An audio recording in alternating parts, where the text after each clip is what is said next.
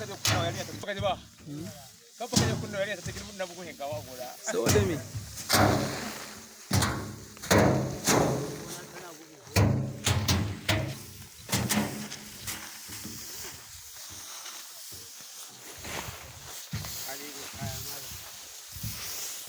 maror ko in ji fulani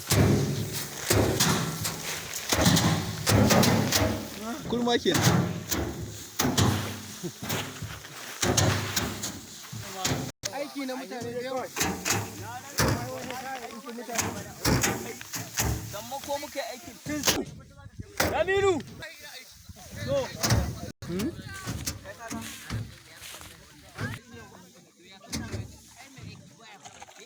ana ji